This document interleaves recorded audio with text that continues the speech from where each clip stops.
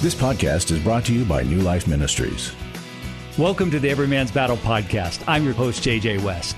On this podcast, you will hear honest conversation and encouragement for living a life of sexual integrity. Let's get to today's episode. Well, hey, welcome back to the Every Man's Battle podcast. We're so glad you're with us today. We are going to continue our conversation from last week's episode on full disclosure. We did part one. Doug and I did part one last week. And this week, as you can see in studio, we have Laura Mangin-McDonald joining us. Yay! Laura is a longtime friend of the podcast, joined us for some episodes last season. In fact, some of you may or may not be aware, Laura joined us for several episodes last season, but we are calling those the lost episodes. Yes. We're still mourning. Yes. Probably four different episodes that we recorded that that are lost in the ether somewhere. Floating. But we have you back, and we're so glad that you're with us. We're so glad to get your wisdom and insight. And again, for those of you who don't know, Laura is a licensed professional counselor in Texas. She's also the speaker at Restore and at Intimacy and Marriage for New Life Ministries, and has joined the cast of the co-hosts for New Life Live on several occasions as well. So if any of you have been to any of those or seen those, you are familiar with Laura, and she's joining us today because she's going to help us fill in the gaps, fix the mistakes, correct the errors from Doug and I from last week. And for those of you who don't know as well, Laura not only is coming at this as a professional, as a licensed professional counselor who has worked with many couples doing full disclosure, but she's also walked through that process herself in her own relationship. We dove into some of that in the episodes in season one, but she's going to share from both those perspectives, both from the walking through it yourself and from the clinical professional perspective as well. So we're so glad you're with us, Laura. We're excited. Oh gosh, guys, I've been counting down the days to be with y'all. We had so much fun, robust exchange in our lost episodes. So I'm sure we'll be able to do that again today. But thank you for having me. Yeah. What an honor. Yeah. Thank you. So this is a continuation of our conversation from part one. Yeah, thank you for that. And seriously, it was really good. Good, thank you. So just to recap, in part one, we started talking about full disclosure. We talked about some of the key components of full disclosure, what should be included. We talked about humility. We talked about it being in writing. We talked about the process of doing the full disclosure and then the impact statement and the amends letter. We talked about trying to provide care for the spouse for afterwards, like what does that look like? Right. We even tackled the question of whether or not it makes sense to do a polygraph. But, Laura, since we have you here, we want to rely on your expertise. What would you include? What did we leave off the list that you think are some key components to include? Gosh, guys, I don't think y'all actually left off anything. I really mean it when it was great. What I would add, as far as maybe going deeper into the explanation that you didn't have an opportunity to do in that, something that came up to me is, the disclosure is an opportunity to heal. It opens the door for healing, right? Yeah. However, here's the hard part. It has two forks, two sides. Okay. Right? So you have a guy who is excited. Well, first of all, you have the female who's the woman, girlfriend, wife, who's so thankful that he wants to be honest because I need to know what's happened in my life, right? Right. What's my story? What's my story, right? So she's grateful for that, but it's not, and this is hard to say, but it's not like a win. No. It's not like a win, right? Right. It's like, okay, so even as I say this, I'm pausing and I feel my body tensing for where I've been, for, walking other women through this, other couples through this. So I want to come out of the gate and say, look, who wants, in fact, I say, when I speak at Restore, I go, I never wanted this to be my story. Yeah. I go, I'm sorry, you're here. Yeah. I never wanted to sign up for this. But Genesis 50:20 reigns, right? That the Lord will not waste pain. That's right. And he doesn't. So anyway, the disclosure, going a little bit deeper on that I would add is the guy, oftentimes what I've seen in my office is he's excited he's like, okay, I'm freedom. I'm confessing. This is, and she's just going, you want me to be happy for you? Right. Okay. But then he backs up the big dump truck. And all of a sudden, the last 25 years of her life, and of course, that's when the words can begin to fly. Right. Use your imagination. Right. And and he's like, this is what you wanted? Right. Yeah. This is what Right. and looking at me like, Right. what? You told me to do this. I'm doing. Right. Yeah. This is what. So I mean, that's why don't do it alone. Yeah. Yeah. You need not just a therapist, but a trauma therapist, a trauma trained therapist who can translate betrayal language. Yeah. Yeah. And the nervous system language, right? Yeah. But y'all did a great job. Yeah. Well, thank you for saying that. And I agree with you. There needs to be that you need to work with someone who has experience doing this. This is not easy. It's not for the work. faint-hearted. It's not for the faint of heart. No, absolutely not. It is important work, like you said, for the spouse, for the girlfriend, the fiance. It is important for her to feel like, okay, I'm getting the truth. So she is grateful that she's going to learn the real story of her life. Right. But it's a painful story. It's painful. Yeah. And to have a trauma therapist there to translate her responses. Unfortunately, some group of people that I get, and I'm sure you all have experienced the same, by the time they get to my office, they've already been through a couple of different avenues for help. And well-meaning people have tried to help, maybe the clergy, some friends, life group, all well-meaning people. Right. But they don't understand the nervous system, right? So what happens is then she is identified as being hard-hearted, unforgiving. Sure. Yeah. And, it's going, look, you said you forgive me. Why are you still bringing this up? Of course, we can get into that more with, the grief related. But, so then by the time we get to the disclosure, there's been, the wounds have become kind of septic. And maybe they've been doing this for 9 or 8 months. And he, even though has a desire and has shown up to repent, he hasn't done the work in his heart. Because I will tell every couple that sit down and go, until you understand exactly how you got here, you'll end up here again. You must know how you got here. Yeah. Right. Yeah. And it points to, we did another episode on good recovery work, measuring good recovery work. Yes. And, that difference between the tangible and the intangible, Yes. one of the key components of the intangible, right, is I'm working on my character, I'm working on my heart.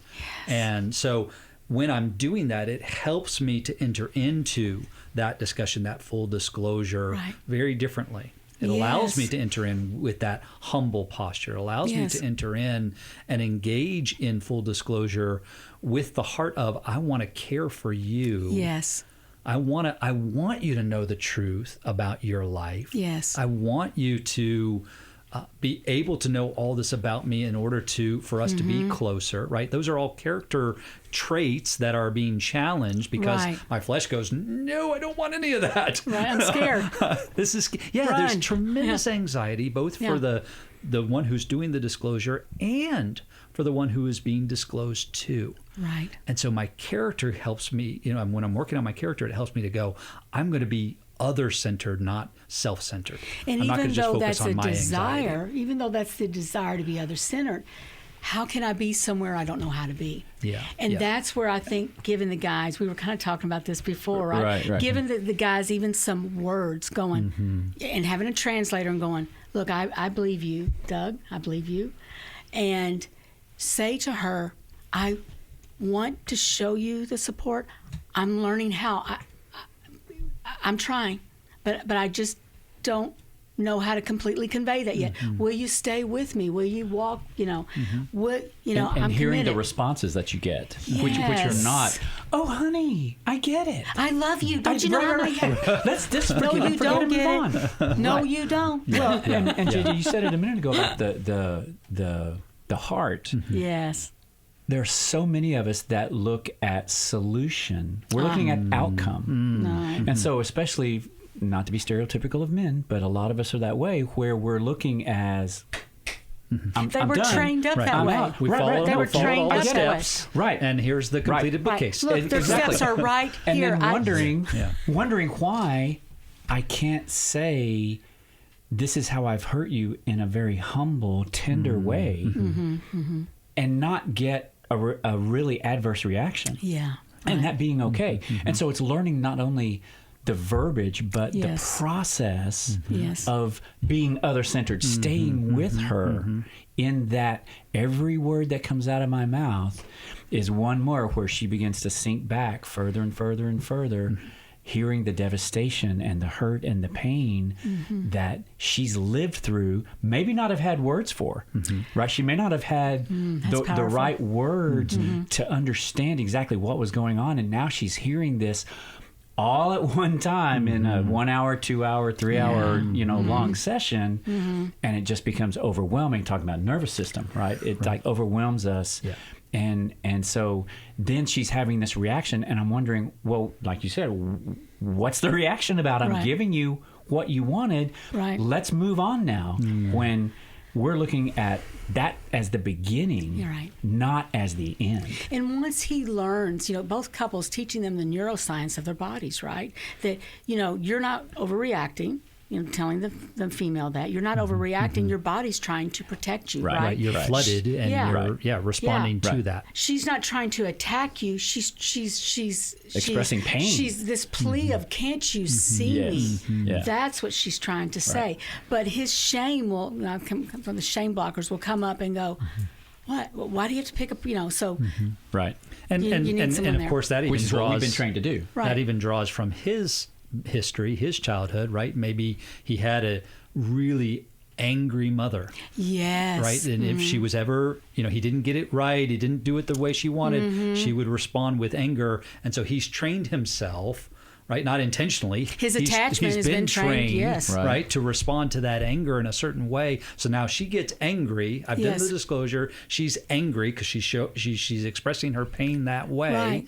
And now you're not allowed to be like that, or I'm going to fight back, or what often happens, I'm going to run away. Yeah. I'm going to go hide. I'm going to retreat. I'm going to isolate with work. I'm going to isolate with hobby. I'm going to isolate with TV. I'm going to isolate with my addiction, right? Right. And so it is so important to have a trained professional that helps you in those moments when those same patterns are flaring up. when your body's working. When your body's Doing working, what it's supposed to do. yes, Right. trying to protect you Right. in that moment, to be able to go, okay, let's pause for a minute Right. before you go to your normal reaction. Right. Let's look at, what are you feeling, and then what are your options? What are your choices? You could react, or you could respond. You could be self-centered, you could be self-protective, or you could be other-centered. But if that's not translated, and I know you guys agree with this, I say it this way: it's hard not to take personal what feels so personal. Sure. Right? Yeah. And so with the guy, you can tell that he's, in this case that we're talking about, he's showing up really trying.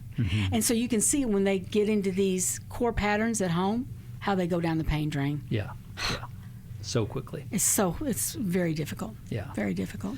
Okay, so we talked about the key components. Let's talk about some of the common mistakes. So, we talked about the common mistake of minimizing, of blame shifting. We talked about the leaky faucet approach, where you don't share everything. You do a little bit here, a little bit more, and then you drop the big bomb.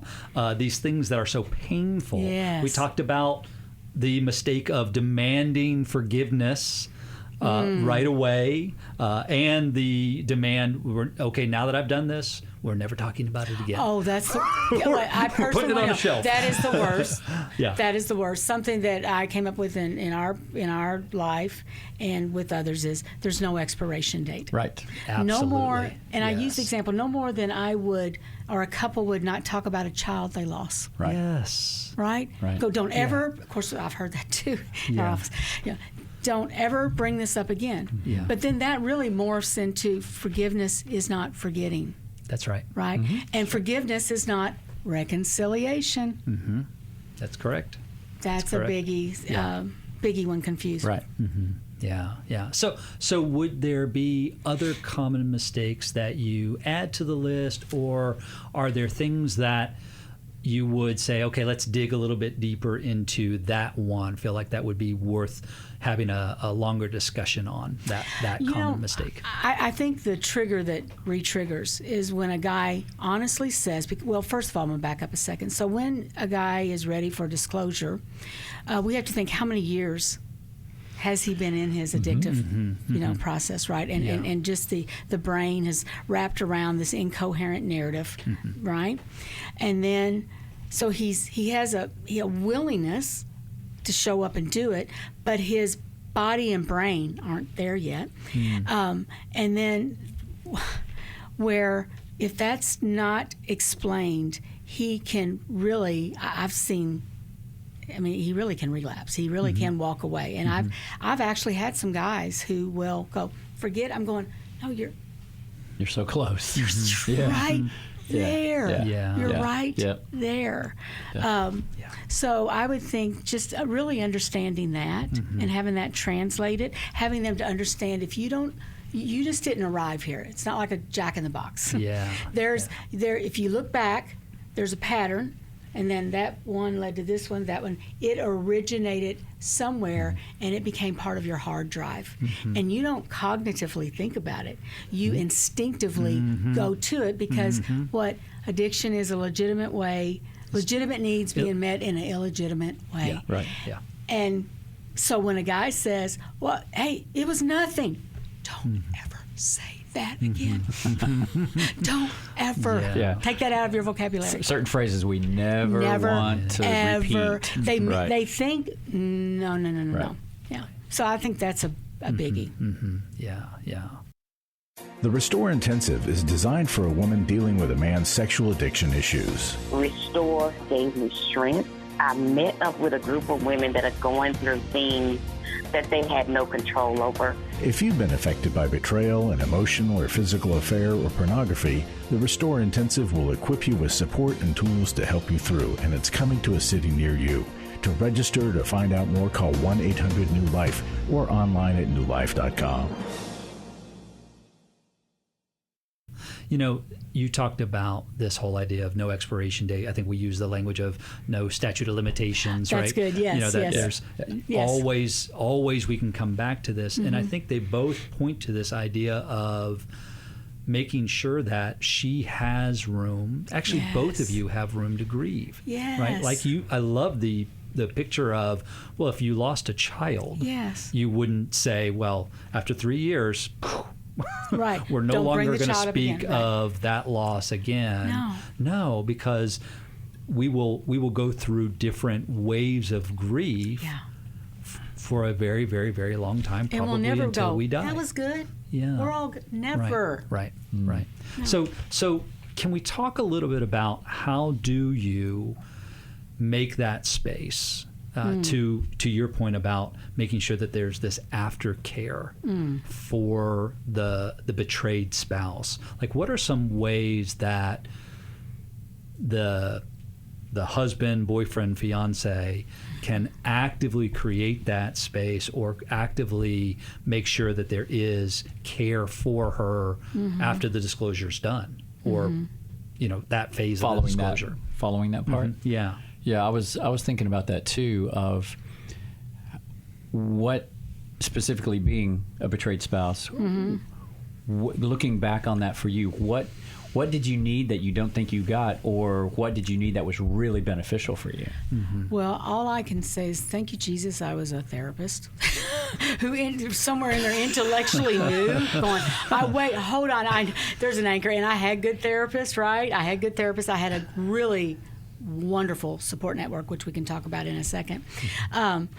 But that, did I already give the top worst one? This is another top worst one response, as far as the guy being there with her in her pain. Because for him to sit there with her in her pain requires him to watch all the and like regulation. It's scary for him. It's scary for him, right? Yeah. Right. And because all he can hear, if the translations inside of him is, "You're a creep. You're no good. You're Shame. horrible." Yeah. Shame is Shame just. messages, yeah. And often the visual I'll give them there, I'll go, "Look, if your child just broke their leg, and you've taken them to the ER, and they're screaming. There's been no prep yet." They're screaming and going, "Stop!" And all these contorted. You wouldn't go, "Well, how? I've been good to you. I can't believe you're talking to me this way. I'm your dad." Right. So I try to use that as an anchor. These sounds coming out of there, are not they're directed towards him. She's wanting her to see. She's wanting him to see her, but it's not as personal as it feels on his attack of his character, right? You see why this is so difficult. Yeah. Well, right? yes, and that's awesome. And how I characterize that is, this sounds like it's about you, but it's really about her pain. Yes. She wants you to hear her. Stay with Right, and to be her. present. Absolutely, to Yes. be present. Because when I go into, I'm a monster, I'm an idiot, I'm stupid, I'm inadequate, I've stopped listening. I've physically stopped listening, and now I'm having an internal dialogue in my head. Because there's no condemnation in Christ, right? Yeah. We will never condemn ourselves across the victory line. And so many guys, I think the enemy is just crouched and waiting there to go, "You loser, no matter Without what a doubt. you do," Without a right? doubt. Yeah. But so when guys all across the world, I'm talking to you. This is a game changer. This is a game. When he can go, words, eyes, touch. Right. Words, eyes, touch. Yeah. Babe, I'm so let's go. I'm so sorry, babe. Babe, I know. Eye contact, right? Yes. Words, eyes, Right, touch. right, Yes. right. Wet. Yeah. I'm here. And he's always like, "You mean that just worked?" Right. What? I thought I was supposed to. Yeah. That's all I have to, and I'm not trying. But It's like this story. Remember the Old Testament story where the guy goes to Elijah and he's like, I want to be healed, and he's like, why did I don't understand why he sent you to me? Like I can't heal you. And he's okay. Go dip yourself seven times. General, yeah. Right? Yeah, Aren't there general, any yes. rivers in Egypt that I could go to? I mean, come on. And his servant goes, if he had given you some heavy task to get yourself healed, wouldn't you do that? Right. So why wouldn't you take this? Right. Yeah. So Simple. there are Simple. some simple in terms of they're not complicated, so they're easy to understand. Not simple in terms of practice. Experience. Because it requires me to shut down or override is a better way to say it. To override that system. Right, the automatic Fight or system flight, is saying, run away or go toe to toe. Right. But I can override that, and just as you said, And I can regulate. offer that compassion. Regulate. Right, Yeah. right. You got to regulate. it. And I'll just add a sidebar to this. So you think that we get into addictions because of ruptured attachment, right? And so if you have a guy in this situation who's used to figuring it out all by himself, so and it's he's tried hard, but hard trying doesn't work. Right. We need Right. wisdom and guidance. Right. So when you come in with this answer, come alongside him and go, "Hey," he's like, "Is there a trick to this? This seems way." It's a little So magic. I really Yeah. think that because opening up, they're opening up to help, and that's how it should be. You're not alone. And you have to override the lie Yes. that when she's saying all these terrible things, that clearly she doesn't want me anywhere near her. She wants me that's to another third get worst. as far away from her as possible. Right. That's why she's saying all these terrible things, right? So that I'm going to leave, right? Well, because that's what's happened all my life. Yes. When I've been in relationships and they said those things, that's what they meant. That's what Right. they said. I forget what episode y'all talked about that. Was that the forgiving, maybe, where if I've messed up this many times, well, I need to exit. Right. But what does that do? I always say, don't make assumptions. I tell guys that. I would tell my husband that. I go, please don't. Yes. I go, you're having a monologue. This should be a dialogue. Right. Ask me. Don't make assumptions, right? Right? And even though it's well-meaning, it's deeply hurtful because, she could be... This is not cartoonish, but it's like she could be, having a crying, sobbing. He was there. She raises up, and he's like, well, "Where'd he go? Where'd he go?" He was right because he left. Yeah, because he was reading her mind. Well, because right? he was reading her mind. Well, you said, "I'm a dog, and just get out of here. You never want to." So I left. Right. And I always tell guys, fire your mind reader. Fire your mind reader. Yeah. Fire your mind reader. So You do have you to. really Yes. want me to leave, or am I? Yeah. Check that out. Exactly. Yeah, But yeah. if we're using that words, what is it? Words touch. Words, eyes, touch. Words, eyes, touch. If yeah. we're using that, then it almost forces our nervous systems to stay present in the moment. Right. Even though, speaking as a guy, it's scary. It is scary. It is horrifying. I mean, it's horrifying for her, but it's also scary for me. Right. I mean, And scary for you, yeah. Going into it knowing, okay, this is going to be uncomfortable, but it's okay. No one's ever died from being uncomfortable. That's right. And we'll be okay. Yeah. If I can just stay in the moment, and that's why words I touch work. Yeah. It's a twofer, okay? Because not only can he be attuned to her, he's learning how to sit through pain. Right. And letting it move through his body, right? Because historically, as soon as that pain hits, it's not a cognitive, but my body needs gets stuck. relief. It gets so I stuck. go into the addiction, right? So that's a two for both sides of that, and it's like freedom. And it's so interesting to me because we meet a lot of guys in our private practice at the intensives who they have endured physical pain, whether that's because they are really into a particular sport, maybe they're a triathlete, something like that. Right. They've endured physical pain in terms of danger. Maybe they're a police officer, they're in the military, First something like that. responder, And they can respond to that fear way easier than the fear of sitting in her pain with her. Right. And so but it all comes from the same place. It's not, you have to not be afraid. It's coming from, yes, you're afraid, and you do it scared. Right. This is what lay my life. It's uncomfortable, and you do it uncomfortably. Yeah. This is what lay my life down really means, right? Yes. But no, until we're taught, we don't have a reference point. Right. So the first responder sees that there's an outcome here. When I stay with it, the reward comes, right? But they have not had any reference point growing up of someone staying with them. In that pain. In that emotional part. pain. Yeah. It's like get out, or something worse, like in the 80s when we were taught in grad school. You go to your room, and when you straighten up, you can come back out. Oh, that, yeah. What a fail.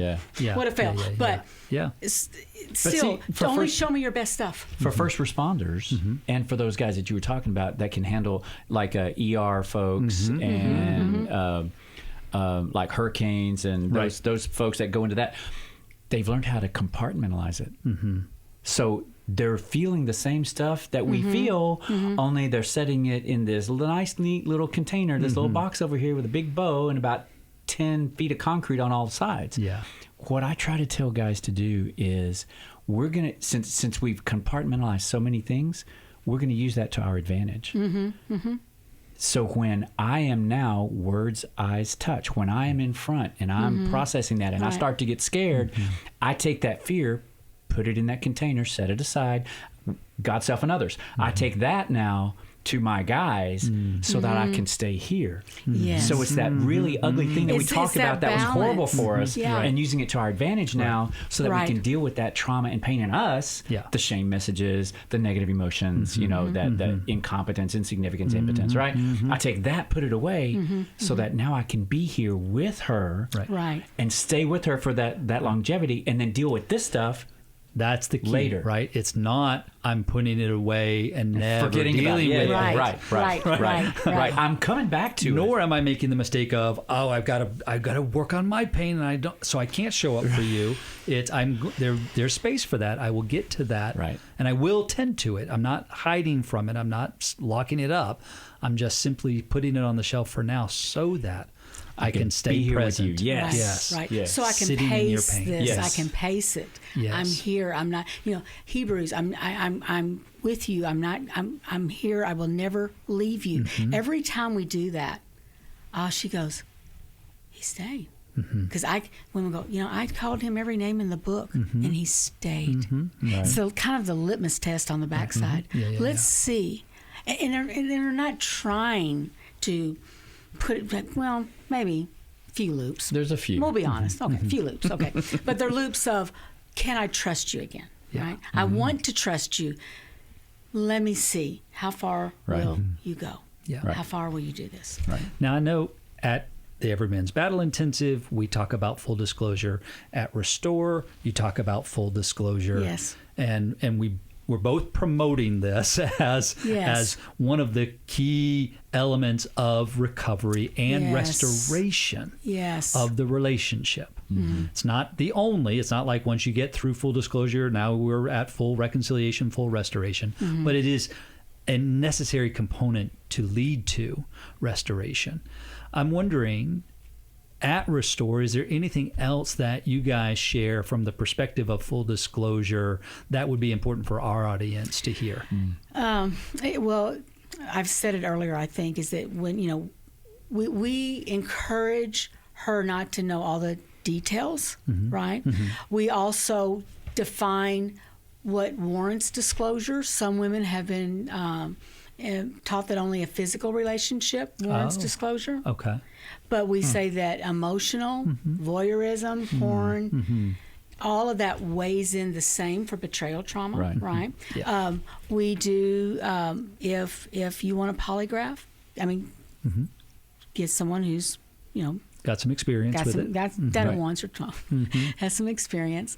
But so pretty much the same things, because I've read through your Every Man's Battle material, and we're on the same page. Yeah.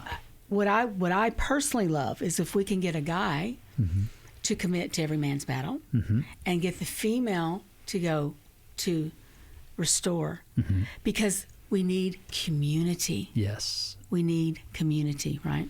Yeah. Right. Yeah. And, to that point, if a husband has gone to Every Man's Battle, then if his wife signs up for Restore, there's a discount, correct? Absolutely. In fact, I think they both could go the first time at the same time, right? And there's a discount. And they get a discount. They need to call New Life, because there's always a discount there if you can't afford. We know we have scholarships. Right. But what I will even do, because it's so deep and so intense, wide and tall, right, is I send women back to Restore as an alum, and I send men back to Every Man's Battle as an alum. Absolutely. Yeah. And they need to do that. Speaking of aftercare, I'll do a quick left here.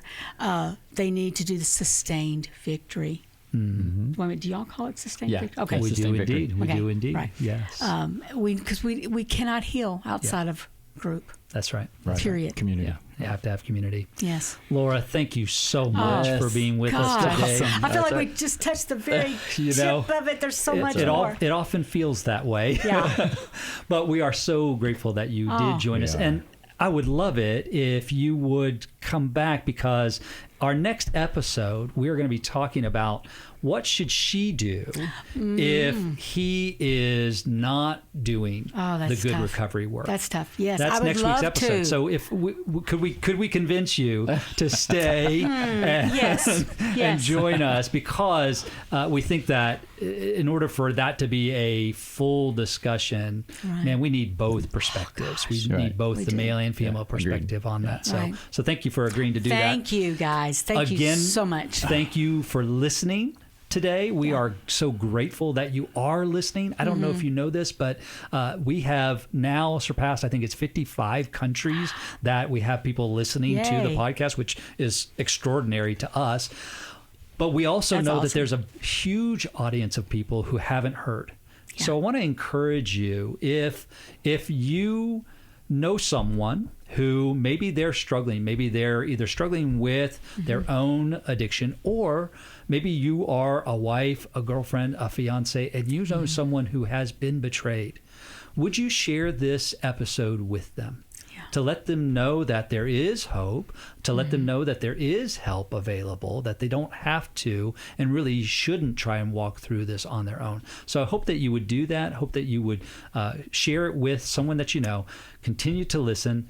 As Laura mentioned as well, if you've never been to Restore, if you are the betrayed spouse and you've never had the opportunity to go to Restore, we would encourage you to call 1-800-NEW-LIFE and let them know that your partner went to Every Man's Battle and to ask for that discount for your registration.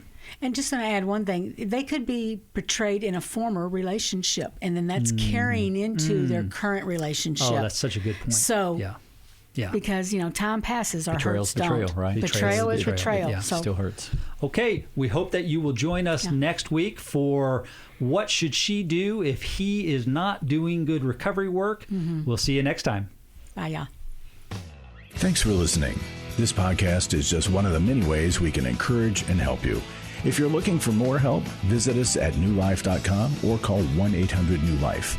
Please remember to review, like, and share the podcast as it helps others find us. If you have a comment about this podcast, we'd love to hear from you.